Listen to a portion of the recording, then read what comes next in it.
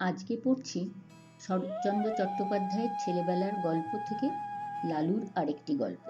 গল্প লালু। আমাদের শহরে তখন শীত পড়েছে। হঠাৎ কলেরা দেখা দিলে তখনকার দিনে ওলা ওঠার নামে মানুষে ভয়ে হতজ্ঞান হতো। কারো কলেরা হয়েছে শুনতে পেলে সে পাড়ার মানুষ থাকতো না।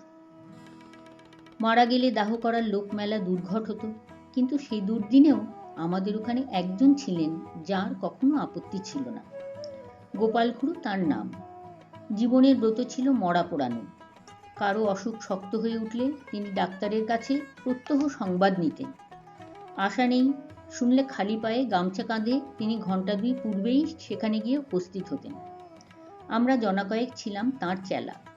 মুখ ভার করে বলে যেতেন, ওরে আজ রাত্রিটা একটু সতর্ক থাকিস, ডাকলে যেন সাড়া পাই। রাজদ্বারে শ্মশানে চ, শাস্ত্রবাক্য মনে আছে তো? আজ্ঞে আছে বই কি, আপনি ডাক দিলেই গামছা সমেত বেরিয়ে পড়ব। বেশ বেশ, এই তো চাই, এর চেয়ে পুণ্যকর্ম সংসারে নেই। আমাদের দলের মধ্যে ছিল লালুও একজন। ঠিকেদারির কাজে বাইরে না গেলে সে কখনো না বলতো না। সেদিন সন্ধ্যাবেলা বিষণ্ণ মুখে খুড়ো এসে বললেন, বিষ্টু পণ্ডিতের পরিবারটা বুঝি রক্ষে পেলে না। সবাই চমকে উঠলাম। অতি গরিব বিষ্টু ভট্টাচার্যের কাছে বাংলা স্কুলে আমরা ছেলেবেলায় পড়েছিলাম। নিজে সে চিররুগ্ন এবং চিরদিন স্ত্রীর প্রতি একান্ত নির্ভরশীল। জগতে আপনার বলতে কেউ নেই। তার মতো নিরীহ অসহায় মানুষ সংসারে আমি দেখিনি।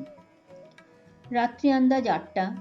দড়ির খাটে বিছানা সমেত পণ্ডিত গৃহিণীকে আমরা ঘর থেকে উঠানে নামালাম। পণ্ডিত মশাই ফ্যালফ্যাল করে চেয়ে রইলেন। সংসারে কোনো কিছুর সঙ্গে সে চাহনির তুলনা হয় না, এবং সে একবার দেখলে সারা জীবনে ভোলা যায় না। মৃতদেহ তোলবার সময় পণ্ডিত মশাই আস্তে আস্তে বললেন, আমি সঙ্গে না গেলে মুখাগ্নির কি হবে? কেউ কিছু বলবার আগে লালু বলে উঠল, ও কাজটা আমি করব পণ্ডিত মশাই।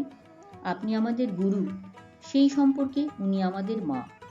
আমরা সবাই জানতাম শ্মশানে হেঁটে যাওয়া তার পক্ষে অসম্ভব। বাংলা স্কুল মিনিট 5 পথ। হাঁপাতে হাঁপাতে সেটুকু আসতেও তার আধ ঘন্টার বেশি সময় লাগত। পণ্ডিত মশাই একটু চুপ করে থেকে বললেন, নিয়ে যাওয়ার সময় ওর মাথায় একটু সিঁদুর পরিয়ে দিবি নে লালু? নিশ্চয়ই দেব পণ্ডিত মশাই, নিশ্চয়ই দেব, বলে এক লাফে সে ঘরে ঢুকে কৌটো বার করে আনলে এবং যত সিঁদুর ছিল সমস্তটা মাথায় ঢেলে দিলে। হরিবোল দিয়ে আমরা গৃহ হতে গৃহিণীর মৃতদেহ চিরদিনের মতো বার করে নিয়ে এলাম। পণ্ডিত মশাই খোলা দোরের চৌখাটে হাত দিয়ে তেমনি চুপ করে দাঁড়িয়ে রইলেন। গঙ্গার তীরে শ্মশান অনেক দূর, প্রায় ক্রোশ 3। সেখানে পৌঁছে যখন আমরা সব নামালাম তখন রাত 2। লালু খাট ছুঁয়ে মাটিতে পা ছড়িয়ে বসল। কেউ কেউ যেখানে সেখানে শ্রান্তিতে চিত হয়ে শুয়ে পড়ল। শুক্লা দ্বাদশীর পরিস্ফুট জ্যোৎস্নায় বালুময় বহুদূর বিস্তৃত শ্মশান অত্যন্ত জনহীন। গঙ্গার ওপার থেকে কনকনে উত্তরে হাওয়ায় জলে ঢেউ উঠেছে। তার কোন কোনটা লালুর পায়ের প্রায় নিচে পর্যন্ত আছাড় খেয়ে খেয়ে পড়ছে। শহর থেকে গরুর গাড়িতে পোড়াবার কাঠ আসে, কি জানি সে কতক্ষণে পৌঁছবে। আধ ক্রোশ দূরে পথের ধারে ডোমদের বাড়ি। আসার সময় আমরা তাদের হাঁক দিয়ে এসেছি। তাদের আসতেই না জানি কত দেরি। সহসা গঙ্গার ওপারে দিগন্তে একটা গাঢ় কালো মেঘ উঠে প্রবল উত্তরে হাওয়ায় হু হু করে সেটা এপারে ছুটে আসতে লাগলো। গোপাল খুড়ো সভয়ে বললেন, লক্ষণ ভালো ঠেকছে না রে, বৃষ্টি হতে পারে। এই শীতে জলে ভিজলে আর রক্ষে থাকবে না। কাছে আশ্রয় কোথাও নেই, একটা বড় গাছ পর্যন্ত না। কতকটা দূরে ঠাকুরবাড়ির আমবাগানে মালীদের ঘর আছে বটে, কিন্তু অতখানি ছোটা তো সহজ নয়। দেখতে দেখতে আকাশ গেল ছেয়ে, চাঁদের আলো ডুবল অন্ধকারে। ওপার থেকে বৃষ্টি ধারার শোঁ শোঁ শব্দ এলো কানে। ক্রমশ সেটা নিকটতর হয়ে উঠল। আগাম 2-10 ফোঁটা সকলেরই গায়ে এসে পড়ল তীরের মতো। কি করি ভাবতে ভাবতেই মুষলধারায় বৃষ্টি নেমে এলো। মরা রইল পড়ে। প্রাণ বাঁচাতে কে যে কোথায় ছুট দিলে তার ঠিক ঠিকানা নেই। জল থামলে ঘণ্টাখানেক পরে একে একে সবাই ফিরে এলাম। মেঘ গেছে কেটে, চাঁদের আলো ফুটেছে দিনের মতো। ইতিমধ্যে গরুর গাড়ি এসে পৌঁছেছে, গাড়োয়ান কাঠ এবং সপ্তাহের অন্যান্য উপকরণ নামিয়ে দিয়ে ফিরে যাবার উদ্যোগ করছি। কিন্তু ডোমদের দেখা নেই। গোপাল খুড়ো বললেন, ও বেটারা ওই রকম, শীতে ঘর থেকে বেরুতে চায় না। মণি বললে, কিন্তু লালু এখনো ফিরল না কেন? সে যে বলেছিল মুখে আগুন দেবে, ভয়ে বাড়ি পালানো না তো? খুড়ো লালুর উদ্দেশ্যে রাগ করে বললেন, ওটা ওই রকম, যদি এতই ভয়, মরা ছুঁয়ে বসতে গেলি কেন? আমি হলে বজ্রাঘাত হলেও মরা ছেড়ে যেতাম না। ছেড়ে গেলে কি হয় খুড়ো? কি হয়, কত কি, শ্মশান ভূমি কিনা? শ্মশানে একলা বসে থাকতে আপনার ভয় করতো না? ভয় আমার? অন্তত 1000টা মরা পুড়িয়েছি জানিস। এরপরে মণি আর কথা কইতে পারলে না, কারণ সত্যই খুড়োর গর্ব করা সাজে। শ্মশানে গোটা 2 কোদাল পড়েছিল। খুড়ো তার একটা তুলে নিয়ে বললেন, আমি চুলোটা কেটে ফেলি, তোরা হাতাহাতি করে কাঠগুলো নিচে নামিয়ে ফেল। খুড়ো চুলি কাটছেন, আমরা কাঠ নামিয়ে আনছি। নরু বললে, আচ্ছা, মরাটা ফুলে যেন দুগুণ হয়েছে না? খুড়ো কোনো দিকে না তাকিয়েই জবাব দিলেন, ফুলবে না, লেপ কাঁথা সব জলে ভিজেছে যে। কিন্তু তুলো জলে ভিজলে তো চুপসে ছোট হয়ে যাবে খুড়ো, ফুলবে না তো।